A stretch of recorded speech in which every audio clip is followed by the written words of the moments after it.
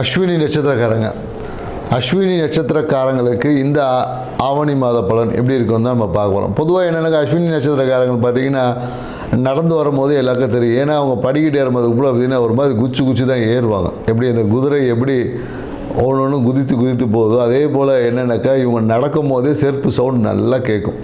So இப்படி இருக்கக்கூடிய அஸ்வினி நட்சத்திரக்காரங்களுக்கு இந்த ஆவணி மாதம் பார்த்திங்கன்னு வச்சுக்கோங்க, இந்த பூர்வ புண்ணியம் சாரம் வலுவாக இருக்குது. ஸோ அதனால் என்னென்னாக்கா குலதெய்வ வழிபாடு செய்யலாம். மனதில் எண்ணிய எண்ணங்கள் எல்லாமே இருக்குது. குறிப்பாக என்னென்னாக்கா நிறைய இந்த மருத்துவ படிப்பு படிக்கிறது, இந்த மாதிரியான விஷயங்கள் மருத்துவத்துறையில் நிறைய அஸ்வினி நட்சத்திரக்காரங்க இருப்பாங்க. இவங்க என்னென்னாக்கா இந்த காலத்தில் இந்த மருத்துவ படிப்பு மருத்துவத்திற்கான முயற்சிகள் செய்வது எல்லாமே பார்த்திங்கன்னா வாழ்க்கையில் நிறைய வெற்றியை கொடுக்கும். எதிர்பார்த்த விஷயங்கள் அனைத்தும் பார்த்திங்கன்னா இந்த காலகட்டத்தில் நடக்கும். ஆனாலும் என்னென்னாக்கா ஏன்னா இந்த இதில் நட்சத்திர அதிபதி வந்து கேது பகவானாக இருக்கிறதால எல்லாத்துலேயும் பார்த்திங்கன்னா ஒரு ஞானத்தை வளர்ப்பதற்காக இவங்களுக்கு ஒரு சின்ன ஒரு எக்ஸ்பீரியன்ஸ் நடந்துக்கிட்டே இருக்கும். ஸோ அதன் வழியாக இவங்களுக்கு கேது பகவான் வந்து ஏதாவது ஒரு படிப்பினையை கொடுப்பதற்காக எல்லா இடத்துலையும் ஒரு சிறிய ஒரு சர்க்கிளை ஏற்படுத்தி தான் வெற்றியை பெறுவாங்க.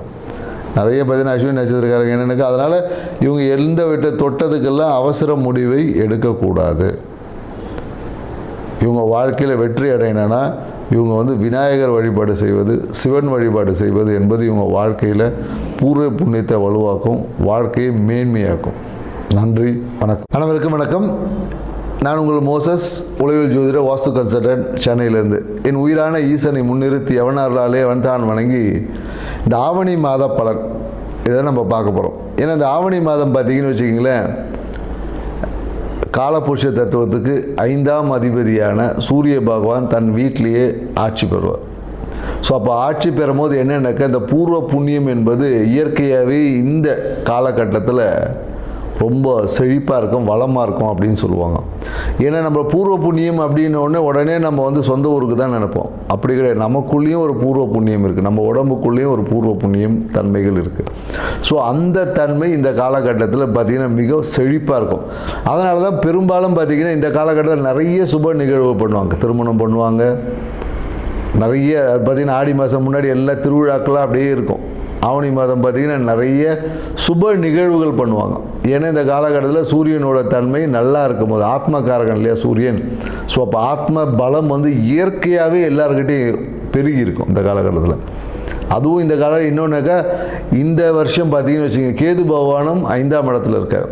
ஸோ அப்போ என்னென்னாக்கா கேது வந்து என்னென்னாக்கா ஞானக்காரகர். ஏன்னா பொதுவாக பார்த்திங்கன்னா சூரியன் வந்தால் பார்த்திங்கன்னா நம்ம ஆத்மகாரகன் சொல்கிறோம் இல்லையா. ஏன்னா இந்த ஆத்மகாரகன் எந்த ராசியில் வலுவாக இருக்கோ இல்லை பலமாக இருக்கோ அந்த அந்த ஜாதகர் பார்த்திங்கன்னா மிகுந்த உச்சத்தில் இருப்பார்.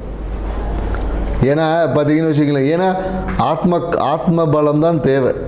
அதுக்காக தான் ஆன்மீகத்தை நம்ம நாடுறோமே. ஏன்னா இன்றைக்கி நிறைய பேர் ஆன்மீகத்தை எதுக்கு போகிறோன்னே தெரில. நம்மளோட ஆத்ம பலத்தை அதிகரிக்கிறதுக்கு தான் நம்ம இன்றைக்கி ஆன்மீகம் இந்த பரிகாரம்லாம் செய்கிறோம் இல்லையா. இது எல்லாமே உங்களோட ஆத்ம பலத்தை இன்க்ரீஸ். அப்படி இருக்கக்கூடிய சூரிய பகவான் இந்த ஆவணி மாதத்தில் அவர் சொந்த வீட்டில் இருந்து அப்படியே ஒரு ஆட்சி பண்ணும் போது எப்படி இருக்குன்னு பாருங்கள். அதனால தான் இந்த காலகட்டம் நிறைய சுப நடக்கும்போது அது எல்லாமே வெற்றி, காரிய சித்தி, நிறைய பேர் இடம் வாங்குவாங்க. அதனால தான் பார்த்திங்கன்னா இந்த காலத்தில் இன்னொரு விஷயம் இருக்குது. ஆவணி மாதத்தில் பார்த்திங்கன்னா விநாயகர் சதுர்த்தி.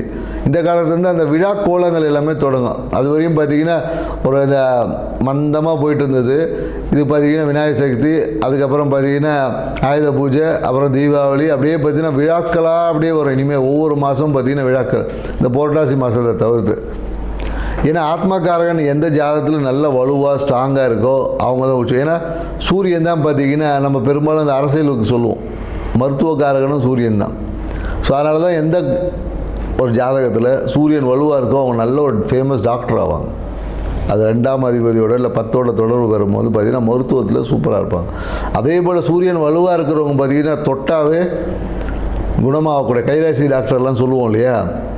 அவர் படித்து கூட இருக்க மாட்டார், சும்மா R&D படிச்சிருப்பார், இல்லைன்னா அந்த ஒரு கம்பவுண்டராக கூட இருந்திருப்பார். அவர் பார்த்திங்கன்னா சும்மா ஏதோ ஒரு விஷயம் சொல்லுவார், நடந்துடும்.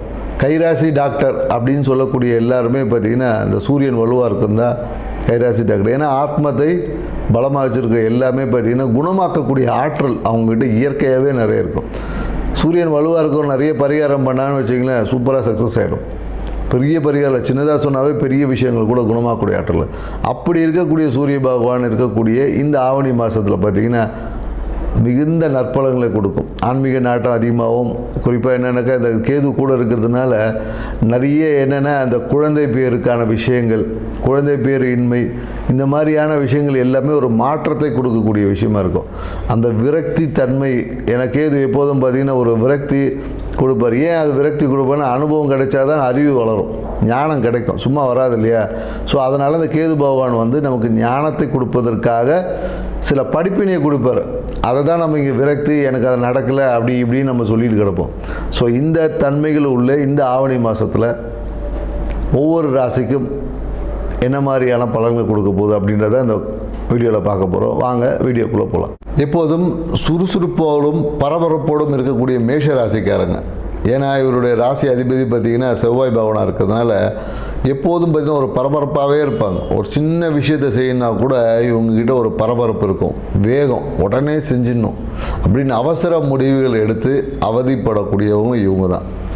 பெரும்பாலும் என்னென்னாக்கா இந்த மேஷ ராசிக்காரங்களுக்கு நம்ம சொல்லக்கூடிய விஷயங்கள் என்னென்னா, அவசரத்தை குறைச்சிக்குங்க, வேகத்தை குறைச்சிக்குங்க, விவேகமாக இருங்க, இதுதான் உங்கள் வாழ்க்கையை சிறப்பாக்கும்.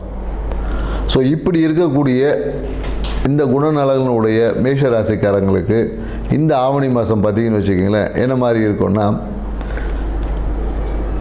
ராசி நாதன செவ்வாய் பகவான் 6ல் போய் சஞ்சரிக்கிறார். அப்போ என்னன்னாக்கா இவங்களே வழியே போய் பிரச்சனை சிக்குவாங்க. இவங்களை யாரும் சிக்க வைக்கணும் அவசியம் இல்லை. ஏன்னா பிரச்சனைகள் எல்லாமே இவங்களை தேடி வரும்ல, இவர்களாகவே ஏதாவது ஒரு பிரச்சனைகளை சிக்கக்கூடிய வாய்ப்புகள் இருக்குது.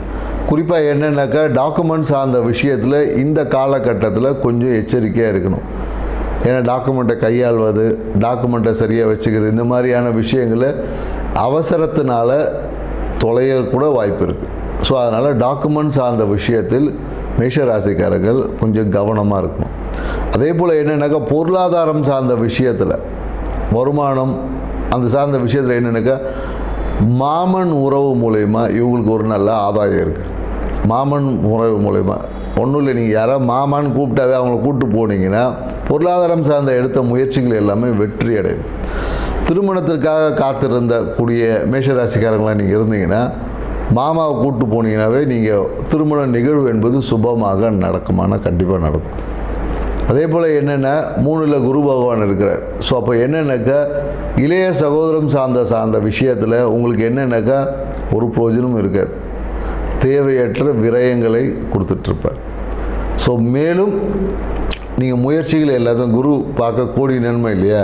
ஸோ அவருடைய பார்வை உங்களுக்கு 5, 9, 11 படுறதுனால குரு பார்வையால் கோடி நன்மைகளுக்கு எதை வந்தாலும் குலதெய்வத்தை அருளோட, உங்களுடைய குருவோட அருளோட அனைத்தையும் எதிர்த்து ஆளுமை செய்து வெற்றி கொள்ள தன்மை வந்து மேஷராசிக்காரங்க இந்த காலகட்டத்தில் இருக்கான்னா இந்த மாதிரியில் குறிப்பாக சிறப்பாக இருக்குது. ஏன்னா இந்த காலகட்டம் என்னென்னாக்கா குலதெய்வத்தின் அருள் வந்து இவங்களுக்கு பரிபூர்ணமாக கிடைக்கும். குலதெய்வத்தை எப்படி இருந்தாலும் போய் சந்திச்சுட்டு வந்துடுவாங்க. ஏதோ ஒரு காரணம் சொல்லி கண்டிப்பாக மேஷராசிக்காரங்க எல்லாமே ஒரு குலதெய்வ வழிபாடை கண்டிப்பாக இந்த காலகட்டத்தில் போக முடியாதவங்க கூட போயிடுவாங்க, செய்யக்கூடிய வாய்ப்புகள் எல்லாமே இருக்குது. அதே போல் என்னென்னாக்கா இந்த காலகட்டத்தில் என்ன மேஷராசிக்காரர்களுக்கு மலை மேலே இருக்கக்கூடிய சிவன் ஆலயம் சார், மலை மேலே இருக்கக்கூடிய சிவன் கோயிலை போகிறதுக்கான வாய்ப்புகள் இருக்கான்னா கண்டிப்பாக இருக்குது. ஸோ அங்கே இருக்கக்கூடிய விநாயகர் பெருமானுக்கு நீங்கள் வந்து அருகம்புல்லை போட்டுட்டு வந்தீங்கன்னாவே இந்த காலகட்டம் வந்து எண்ணிய எண்ணங்கள், ஆசைகள் எல்லாமே நிறைவேறும் இந்த காலகட்டத்தில். ஆனால் என்னென்னாக்கா சில விஷயங்களில் பார்த்திங்கன்னா கொஞ்சம் கவனமாக இருக்கணும். குறிப்பாக என்னென்னாக்கா இந்த காலகட்டத்தில் நீங்கள் அடுத்தவங்களுக்கு ஜாமீன் கையெழுத்து போடுறது, உங்கள் கையால் ஏதாவது பண்ணுறது, இந்த மாதிரியான விஷயங்கள் கொடுக்கும்போது கொஞ்சம் எச்சரிக்கையாக இருக்கணும். ஏன்னா நம்ம இந்த காலத்தில் பணம் சார்ந்த விஷயத்தில் நீங்கள் யாருக்காவது உத்தரவாதம் கொடுத்து ஜாமீன் கையெழுத்து போட்டிங்கன்னா அடுத்து அந்த பணத்தை நீங்கள் தான் கட்டணும். அதனால் கொஞ்சம் எச்சரிக்கையாக இருங்க. மேலும் என்னென்னாக்கா உணவு, இந்த காலகட்டத்தில் உணவு சார்ந்த விஷயத்தில் கொஞ்சம் கவனம் தேவை. உடல் வந்து வெப்பத்தால் வரக்கூடிய வியாதிகள் வரும். உடம்பு சூட்டால் பார்த்திங்கன்னா அடிவயிறு வலி, ஜீரணமின்மை, இந்த மாதிரியான பிரச்சனைகள் வருவதற்கான சாத்தியக்கூறுகள் இருக்குது. அதே போல் என்னென்னாக்கா மேஷராசிக்காரர் இந்த காலத்தில் ஒரு சூப்பரான நிகழ்வு என்னென்னு வச்சுக்கல, முடியவே முடியாது அப்படின்னு தூக்கி எறிஞ்ச விஷயங்கள் எல்லாமே இப்போ சக்ஸஸ் ஆகிடும். குறிப்பாக என்னென்னாக்கா கோர்ட்டு கேஸில் இழுத்து நடிச்சிட்டு இருக்கோம். திடீர்னு இப்போ பார்த்தீங்கன்னா உடனே ஜட்ஜ்மெண்ட்டுக்கு வந்து ஒரு செட்டில்மெண்ட்டுக்கு வர்றது, இல்லை டக்குன்னு ஏதோ ஒரு விஷயங்கள் முடிவுக்கு வருமானா கண்டிப்பாக வரும். அதே போல் எதிர்பார்க்காத விஷயங்கள் எல்லாமே பார்த்திங்கன்னா நல்லவே கொடுக்கும். எதிர்பார்த்த விஷயங்கள் எல்லாமே தள்ளி போகும். இவ்வளோதான் விஷயம். அதே போல் என்னென்னாக்கா சனி பகவானும் வக்கரம் அடைஞ்சிருக்கார். ஸோ அப்போ என்னென்னாக்கா இந்த காலகட்டத்தில் பார்த்திங்கன்னா இந்த தூக்கமின்மை இல்லை இந்த தூக்கத்தில் அவதி, ஒரு அலைச்சல் என்பது கண்டிப்பாக இருக்கும். அதனால் கண்டிப்பாக ஆதாயம் இருக்குமானா கண்டிப்பாக ஆதாயம் உண்டு.